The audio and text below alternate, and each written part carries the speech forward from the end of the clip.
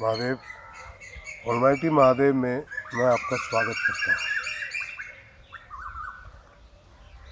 कई बार ऐसे प्रश्न पूछते हैं जो मित्र मंडली है कि आपको बहुत अंदर तक जाना पड़ता है।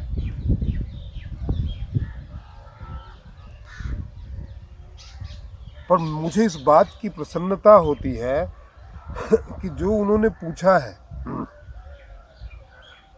उससे ये पता चलता है कि वो ईश्वर की तरफ यात्रा करना शुरू कर चुके हैं। आपकी ईश्वर के प्रति जिज्ञासा उत्पन्न हुई है और मेरे लिए बड़ी प्रसन्नता की बात है।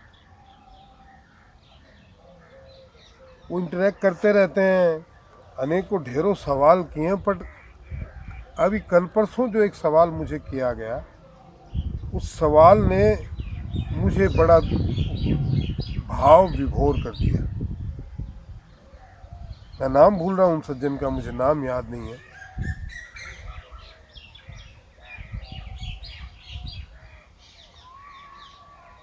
उन्होंने पूछा कि आचार्य जी ये बताइए, हमने फोटो में भगवान शिव को आराधना करते हुए देखा है,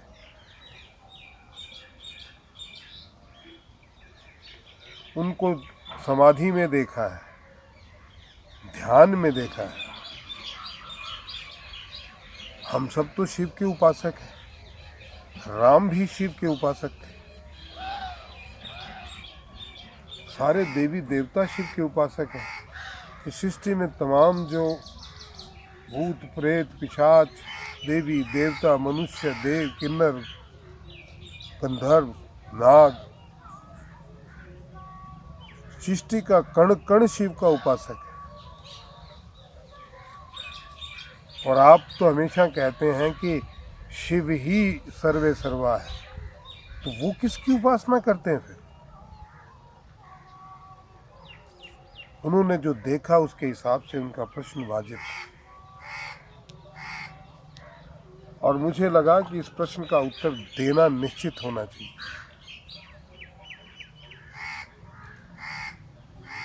मैं किस प्रकार से इस प्रश्न का उत्तर दूं, इस उहापोह में मेरे 2 दिन गुजरे, क्योंकि उत्तर देना भर मात्र नहीं होता है, आपके उत्तर से उनकी जिज्ञासाओं को शांत करना ये आवश्यक है। एक जिज्ञासा शांत होगी तो नई जिज्ञासा उत्पन्न होगी।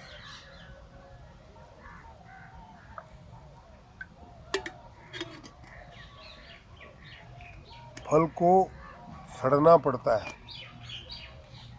नीचे गिरना पड़ता है, सूखना पड़ता है, तब जाके नया पेड़ के लिए बीज उत्पन्न होता है। उसी प्रकार से जो एग्जिस्टिंग जिज्ञासाएं हैं उन्हें शांत करना बहुत आवश्यक है। और प्रश्न बहुत गंभीर है। देखिए, शिव और शंकर में अंतर है। शिव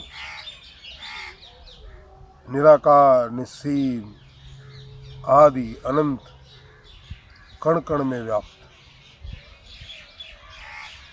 शिव का कोई स्वरूप नहीं है। वो जो शिवलिंग आप देखते हैं वो शिव का चिन्ह है। लिंग का मतलब चिन्ह, पुल्लिंग पुरुष का चिन्ह, स्त्रीलिंग स्त्री का चिन्ह।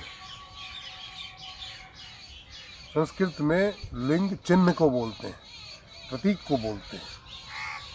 तो वो शिव का प्रतीक है। और ऐसी मान्यता है कि संपूर्ण ब्रह्मांड उसी आकार में बना हुआ है।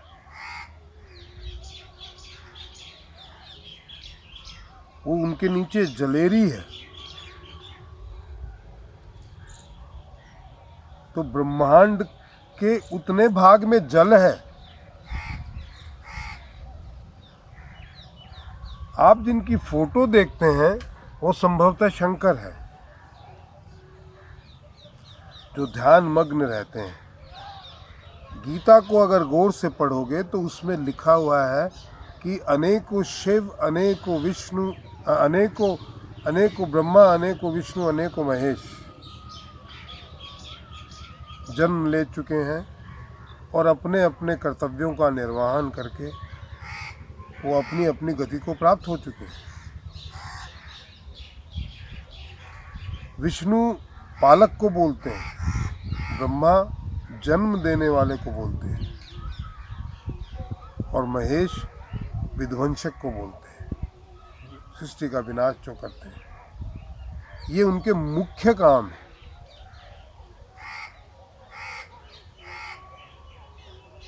आपके पिता आपके ब्रह्मा हैं, क्योंकि आपकी उत्पत्ति उनके द्वारा की गई है। और जैसे आपके पिता, चाचा, ताऊ 5 भाई हैं और आपके दादा हैं, तो आपके घर संस्कृत में घर को मंदिर कहा जाता है। आज हम थोड़ा विषय से हट के बात कर रहे हैं। तो मंदिर में कौन वास करता है? देवता। तो हमारे परिवार में पुराने समय में नाम होता था लक्ष्मी देवी, सीता देवी। तो वो देवियां और उनके जो पति हैं वो देवता। और देवताओं के ईश्वर कौन है? विष्णु। तो हमारे घर के तमाम सदस्यों में जो हमारे घर के पालक होते थे, तो वयोवृद्ध बुजुर्ग आदमी जो पूरे परिवार को एकीकृत परिवार होता था, एक साझा परिवार होता था, उसको बांध के संभाल के उसको अच्छी तरीके से सबका लालन पालन करने वाले जो हमारे दादा परदादा जो भी, एक ये हमारी परंपरा रही है, वो विष्णु।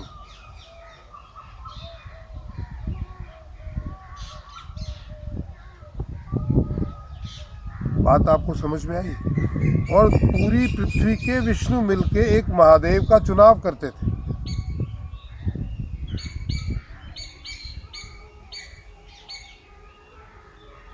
जो सर्वमान्य होते थे, जो देवताओं को भी मान्य थे, जो असुरों को भी मान्य थे, जो दैत्यों को भी मान्य थे। आप समझ रहे हैं? भूत प्रेत पिशाच सबको मान्य होते थे।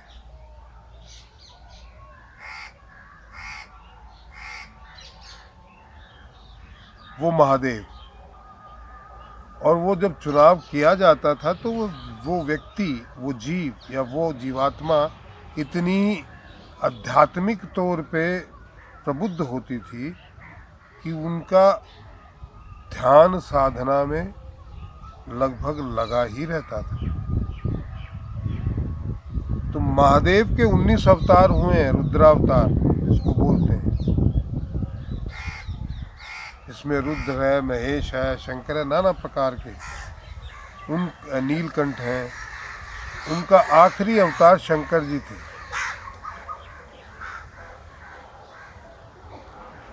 और पृथ्वी पे शंकर जो साधना करते थे उसकी बात करते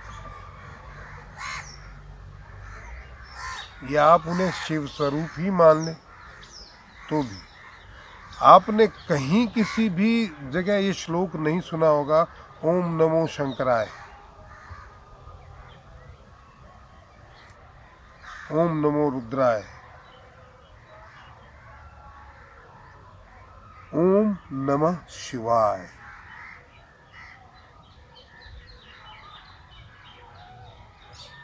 शिव की ही पूजा होती है। अच्छा, बहुत विचित्र बात बताता हूँ मैं। हिंदुस्तान में या पूरी दुनिया में शिव के ही मंदिर होते थे, उसके अलावा कोई मंदिर होता ही नहीं था।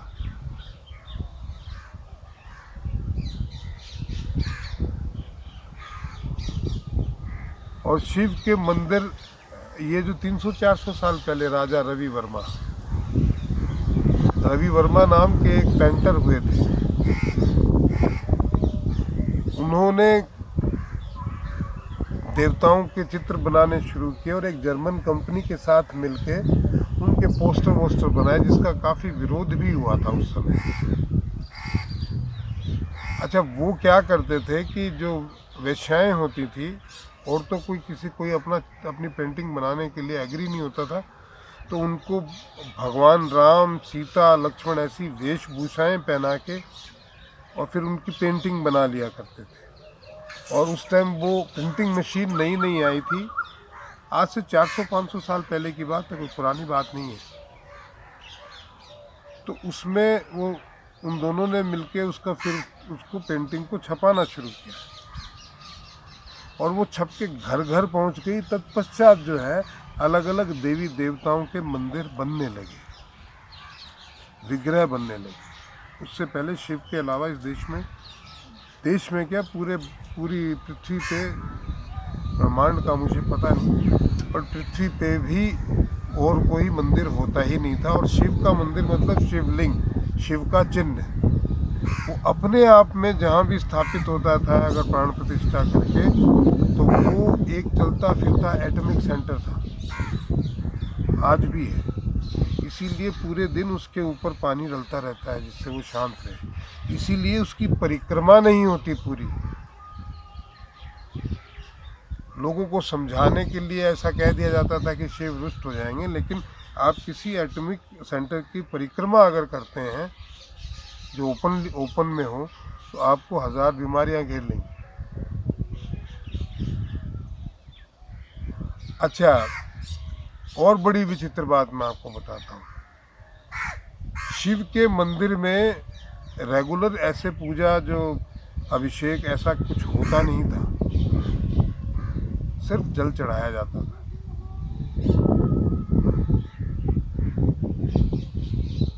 जो आता था, जो शिव के ऊपर एक कलश, एक कुंभ लगा होता था शिवलिंग के ऊपर, जल भी शिव के पास नहीं चढ़ा, उनको हाथ लगाना मना था। उस कुंभ में जल चढ़ता था, जो आए वो चढ़ा दे, तो सारे दिन वो उस पर गिरता रहे, जिससे वो शांत रहे। दूध चढ़ाने की या अन्य नाना प्रकार की चीज़ें चढ़ाने की जो परंपरा है, बहुत बाद में चली। खैर, मुद्दे पे आते हैं अपन कि शिव किसकी पूजा करते थे, शंकर किसकी पूजा करते थे। देखिए, ब्रह्मा विष्णु महेश जिसकी पूजा करते हैं, वो आप जब अपना ध्यान नाभि पे लगाएंगे अंदर से, और अपने सांस को आते जाते महसूस करेंगे, तो आपको एक स्वर सुनाई देगा, और वो है सोहम।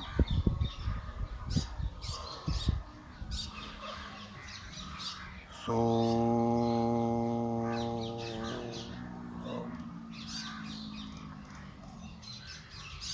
अंदर सांस लोगे तो सो, बाहर निकालोगे तो हम।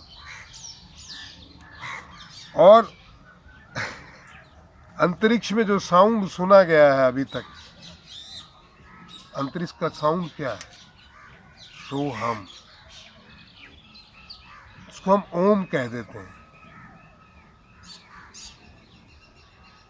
सोम।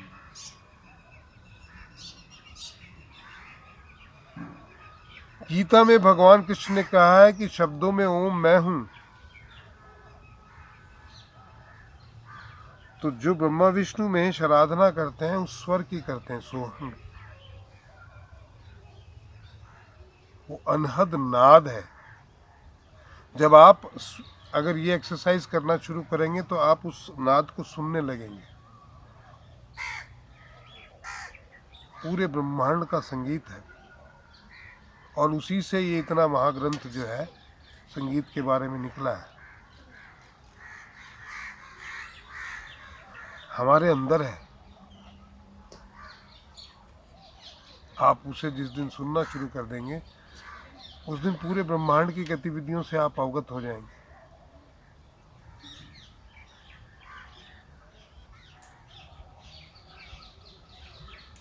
बोलने को इस विषय पे मैं बहुत देर तक बोल सकता हूँ,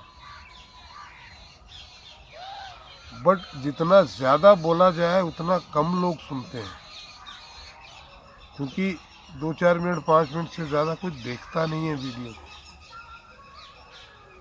अब इतनी बातें कहने के बाद में उनको लगता है कि बस बात तो होगी, आगे तो जो करेंगे बाबा जी बकवास ही करेंगे। इसलिए बहुत सारी बातें कहने का फायदा नहीं है।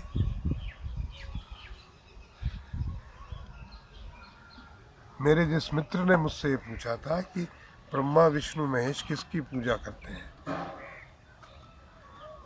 इसका एक उत्तर ही है। दूसरा उत्तर भगवान कृष्ण ने गीता में दिया है कि जो लोग मेरा नाम लेते हैं एक बार, मैं उनका नाम 100 बार लेता हूँ। तो आप यदि ईश्वर को ध्यान लगाते हैं तो ईश्वर 100 बार आपका ध्यान लगाता है।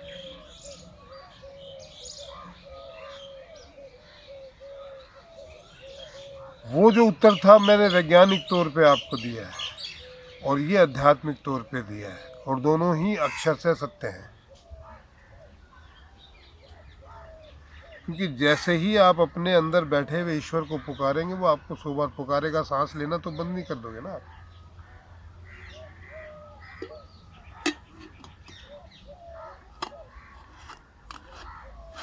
आपको 100 बार पुकारेगा।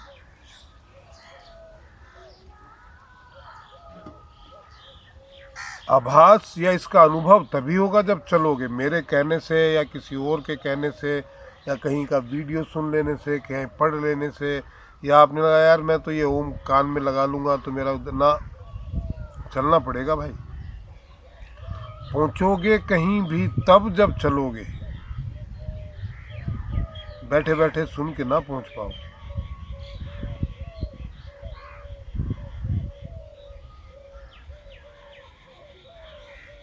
आपको रत्न तभी मिलेंगे जब गहरे पानी में जाओगे।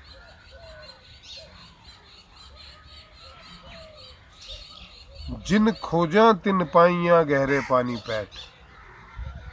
जो जितना अंदर चले गए हैं उतना ही उनको ईश्वर के आनंद की अनुभूति हुई। और मैं आपको निश्चित तौर पे बता सकता हूं कि उसके लिए शब्द नहीं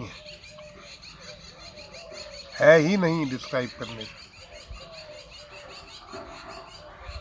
आज की वीडियो में इतना ही मित्रों। आशा है आपके प्रश्नों का उत्तर भी मिला होगा और आपको मेरी बात समझ में भी आई।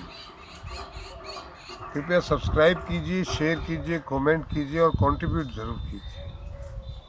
डिस्क्रिप्शन में अकाउंट डिटेल है, यूपीआई नंबर है और सुपर थैंक्स भी अभी जो है एक्टिव हो जाए। महादेव।